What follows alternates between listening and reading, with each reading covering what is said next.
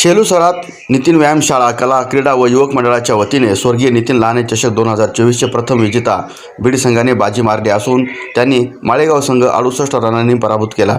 या चषकमध्ये प्रथम बक्षीस 1 लाख व पारितोषिके हे प्रथम बक्षीस आमदार मेघनादेवी बोर्डीकर यांनी दिले।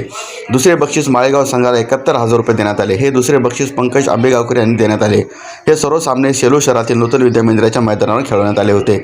आज मंगळवार 23 जानेवारी रोजी हिंदू हृदय सम्राट बाळासाहेब ठाकरे यांच्या स्मृतिदिनानिमित्त स्वर्गीय नितीन लहाने स्मृती चषक 2024चे वितरण व परमपूज्य परमेश्वर महाराज शिवसेना लोकसभा प्रमुख हरिभाऊ लहाने, डॉक्टर संजय रोडगे व हेमंत डासळकर यांच्या हस्ते देण्यात आले असून यावेळी परमपूज्य गुरुदेव श्री ओम परमेश्वर महाराज यांचा भव्य सत्कार माजी आमदार हरिभाऊ लहाने यांनी केला, तर प्रास्ताविक युवक मंडळाचे संदीप लहाने यांनी केले। आणि या स्वर्गीय नितीन लहाने चषक 2024च्या कार्यक्रमाच्या अध्यक्षस्थानी माजी आमदार हरिभाऊ लहाने हे उपस्थित होते आणि प्रमुख अतिथी म्हणून साईबाबा नागरी सहकारी बँकाचे हेमंत आडळसरकर, जालन्याचे शिवसेना जिल्हा प्रमुख मोहन अग्रवाल, सेलू कृषी उत्पन्न बाजार समितीचे संचालक डॉक्टर संजय रोडगे, नामदेव आप्पा डक, युवक मंडळाचे सचिव उपनगराध्यक्ष संदीप लहाने, मंठ्याचे शिवसेना तालुका अध्यक्ष उदय बोराडे, अजय डासाळकर, परमेश्वर आकात, एकनाथ वाटे, दीपक हिवाळे, विजयकुमार गिरी, अविनाश शेलार आदी मान्यवर उपस्थित होते।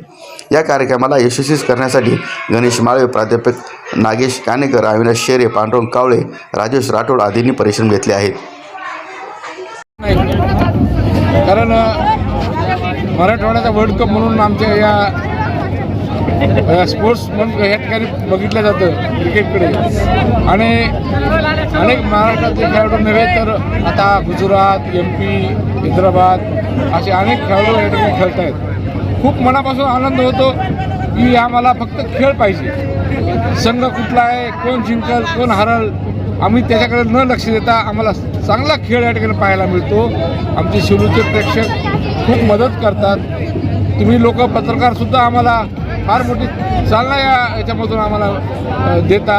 अशा प्रकारचा खरं म्हणजे भावना व्यक्त करीत असताना या ठिकाणी मत मांडावं तेवढं म्हणजे मांडाव काय मांडाव हा प्रश्न या ठिकाणी पडतो। कधी वर्ष येतं, कधी वर्ष संपतं हे पण आम्हाला या ठिकाणी कळत नाही।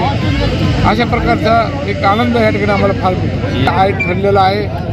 फक्त आता एकच मानस आहे की या ठिकाणी जागतिक पातळीवरचा खेळाडू जो इंटरनॅशनल खेळाडू असेल आपल्या भारताचा त्याला या ठिकाणी निमंत्रित करणं हा पहिला उद्देश आहे।